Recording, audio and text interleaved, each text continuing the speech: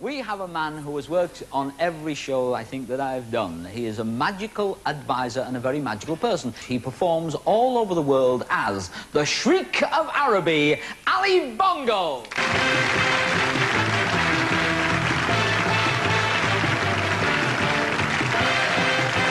Ali Bongo was one of the most inspirational magicians in history. He rose to fame performing and writing for the Paul Daniels Show from 1979 to 1994. He was a phenomenon, a creator, an advisor, a performer, and a damn good man. I think one of the qualities that really stands out with Ali was his non-stop 24/7 enthusiasm. And he was always keen to help, whether it was a youngster who was just learning magic or an old person who wanted to seek Ali's thoughts on a particular trick. Ali was the very, very helpful guy.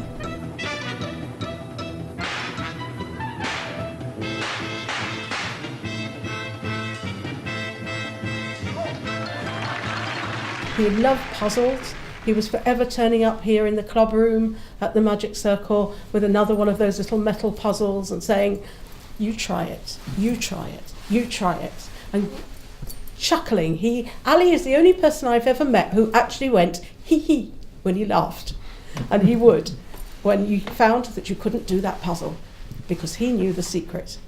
And if you went into a shop and he found a puzzle, he would agonize over it for hours, standing in a shop, stock still, working on it until he worked it out. Ali never read instructions in his life because Ali knew better. And it was that kind of mind that brought some of the best magic to the world today. Now, as the years went on, I found out that Ali was becoming more and more known to the general public. Yes, they occasionally saw his wacky act on TV. And it's interesting, if you watch that act, to see just the detail, the links from one to the next, to create what is apparently mayhem. He was born in India. He grew up there watching the street magicians, the gully men as they're called, who would produce balls and then live chickens out of little cups. Ali was totally taken by this magic, and he guided himself. That's why Ali is original, because there were no role models. Ali is the role model, the consummate role model for everybody else. And he spoke about 6-7 languages.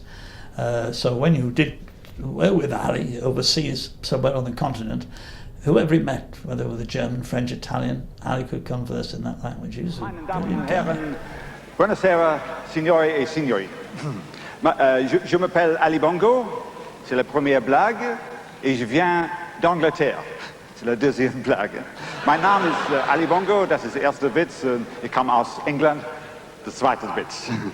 Ali Bongo was a member of the Magic Circle, which is where he spent much of his time passing on his knowledge to future magicians. He was greatly involved in the Young Magicians Club, helping aspiring performers with their acts. I asked Ali to come along and teach, and that was the start of it all. As Vice President of the Magic Circle, Ali came to every single workshop for 11 years. Ali would come along even when he was exhausted. He would call up and say, "I don't think I'll make it today.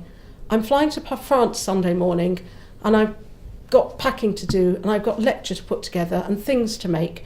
I won't come to the workshop tomorrow." And I said, "That's okay, Ali." And 10 minutes into the conversation, "Well, maybe I'll come at lunchtime." And I'd say, "Fine."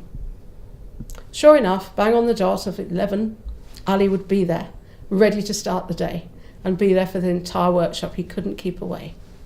My relationship with Ali was pretty good most of the time. But sometimes, you see, there's a massive difference between what I call a convention trick for magicians, magic for magicians, and magic for the general public. And frequently Ali couldn't see the difference. To Ali, a magic trick was a magic trick was a magic trick. He was the ultimate magic fan. And so I would say, no, that's what I call a so what trick, Ali.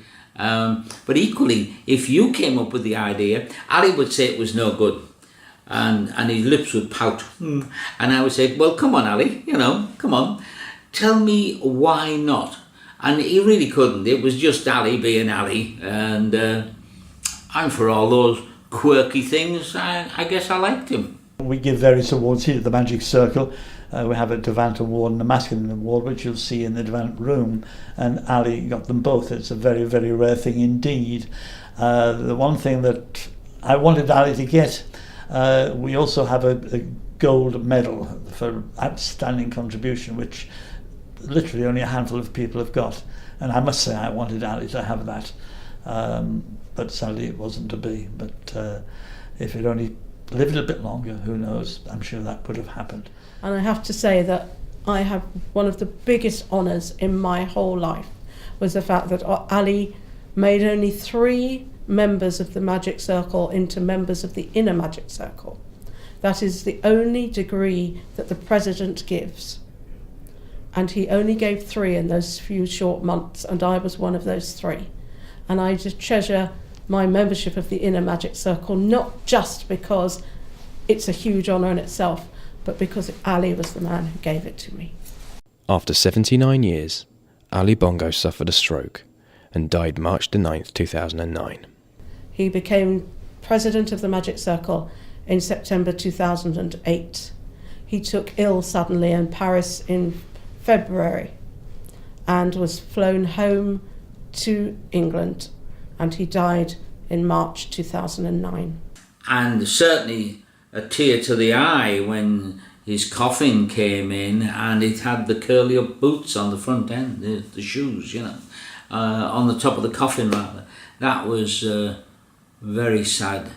I think he would have liked the gag from a friend of mine though, because Ali was cremated in one of those willow coffins, they're woven of willow.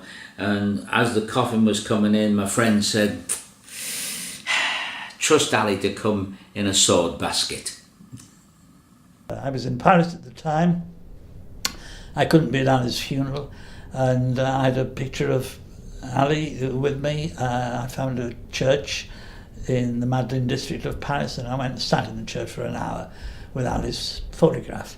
And I paid my respects to Ali in my own little way. And I'm not a religious person, but I felt as though Ali was there somehow, because he meant so much to a lot of people, and me certainly, and I just felt he was sitting in the church with me. If he'd walked in, it wouldn't have surprised me.